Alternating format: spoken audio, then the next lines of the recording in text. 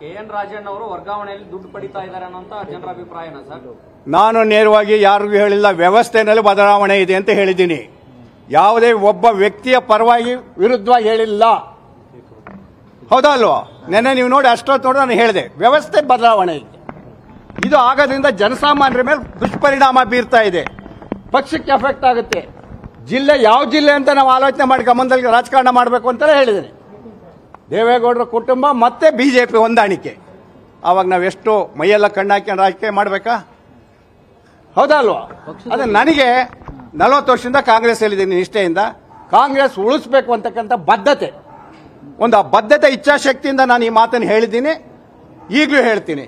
Warning ಮಾಡಲಿ, ಅವ್ರು ಯಾವ ತೀರ್ಮಾನನಾದ್ರು ನನ್ನ ಮೇಲೆ ತಗೊಂಡ್ರು ನನಗೇನು ಇಲ್ಲ. ಸತ್ಯನ ನೇರವಾಗಿ ಹೇಳಲಿಕ್ಕೆ ಬದ್ಧವಾಗಿದೆ.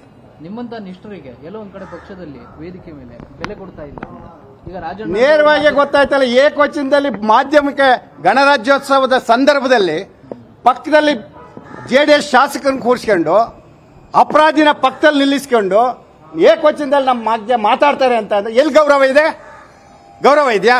ಅಥವಾ ನಾನೇನಾರ ಅವರಿಗೆ ಒಂದು ಚ್ಯುತಿ ತರ್ತಕ್ಕಂಥ ಮಾತಾಡಿದ್ದನ್ನ ಹೇಳಿದ್ರೆ, ತೋರಿಸಿದ್ರೆ ನಾನು ರಾಜಕೀಯದಿಂದ ನಿವೃತ್ತಿ ಆಗ್ಬಿಡ್ತೀನಿ.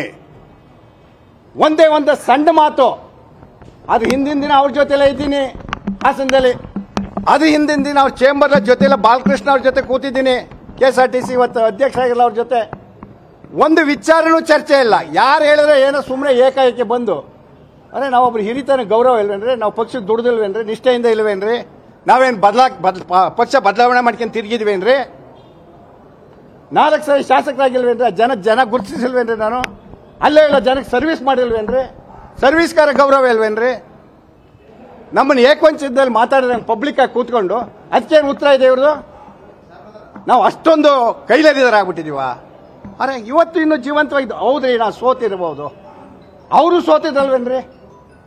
ಯಾರು ಸೋತಿಲ್ಲ ಇವತ್ತು? ಸೋತಿರೋರ ಬಗ್ಗೆ ಮಾತಾಡೋದಕ್ಕೂ ಒಂದು ನೀತಿ ನಿಯಮ ಇರಬೇಕಲ್ವೋ? ನಾವು ಪಕ್ಷದ ಚೌಕಟ್ಟಿನೊಳಗೆ ಬೆರೆದು ಬಂದಿರೋದು. ಆದರೆ ಆ ಮಾತು ಹೇಳಿದ್ರಲ್ಲ, ಅದು ನೋವಾಗಿದೆಯೋ ಇಲ್ವೋ ನನಗೆ? ಅದಕ್ಕೇನು ಹೇಳ್ತಾರೆ KPCC ಅಧ್ಯಕ್ಷರು? ಹೌದು, ನನಗೆ ವಾರ್ನಿಂಗ್ ಮಾಡಿದರೆ ನಾನು ತಲೆ ಬಾಗಿಸಿ ಶಿರ್ಸ ವಹಿಸಿ ಅದನ್ನು ಒಪ್ಕೋತೀನಿ. ಅದು ಅವ್ರಿಗೇನು ಮಾಡಿದ್ರಿ? ಏನೂ ಇಲ್ಲ, ಏನು ಬೇಕಾದ್ರೆ ಮಾತಾಡ್ಕೊಂಡು ಹೋಗ್ತಾ ಇರ್ಬೋದು.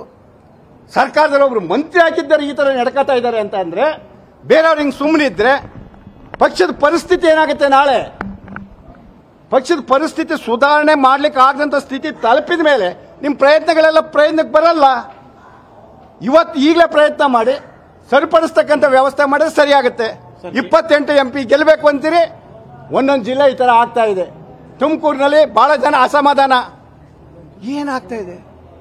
ಹಾಸನಕ್ಕೆ ಬಂದ್ರೆ ಇವರೇ ಘೋಷಣೆ MP ಟಿಕೆಟ್, ತುಮಕೂರು ಹೋದ್ರು ಇವರೇ ಘೋಷಣೆ ಕೊಟ್ಬಿಡಿ. ಅವ್ರನ್ನ ಹತ್ರ KPCC ಅಧ್ಯಕ್ಷ ಘೋಷಣೆ ಮಾಡ್ಕೊಳ್ಳಿ. ಬ್ಲಾಕ್ ಮೇಲ್ ಅಧ್ಯಕ್ಷರಿಗೂ KPCCಯ 3 DCM ಮಾಡಿ ಎಷ್ಟು ಸರಿ ಹೇಳಿದ್ರು ಡೆಲ್ಲಿ ಅವ್ರು ಏನು ಕೇರ್ ಇಲ್ಲ, ಮಾಡ್ರಿ 3 DCM ಮಾಡ್ರಿ. ಏನ್ರಿ ಇದು ನಡವಳಿಕೆ? ಎಲ್ಲಿ ಕಡಿವಾಣ ಹಾಕಿದ್ದಾರೆ ಇವರು? ಏಕವಚನದಲ್ಲಿ ನನ್ನ ಬಗ್ಗೆ ಮಾತಾಡಿದಾರಲ್ಲ, ಅದ್ರ ಬಗ್ಗೆ ಏನ್ ಕ್ರಮ ತಗೊಂಡಿದ್ದೀರಾ? ನಾನೊಬ್ಬ ನಿಷ್ಠಾವಂತ ಕಾಂಗ್ರೆಸ್ ಹಿರಿಯ ಕಾಂಗ್ರೆಸ್ನಲ್ವಾ? ಹೌದಾ ಅಲ್ವಾ? ಕೇಳಲೇಬೇಕಾಗಿದೆ ರೀ. ಆದರೆ ಉತ್ತರ ಕೊಡುವಾಗ ಅವ್ರ ತರ ನಾನು ಏಕವಚನ ಮತ್ತೊಂದು ಬಳಸಿ ಹೆಸರು ಕೂಡ ಹೇಳದೆ ಮಾತಾಡಿದ್ದೀನಿ. ಆದರೆ ನಡೀತಿರ್ತಕ್ಕಂಥ ನಿಜವಾದ ಲೋಪದೋಷ ಏನು ಅಂತೇಳಿ ಎತ್ತಿ ಹೇಳಿದ್ದೀನಿ.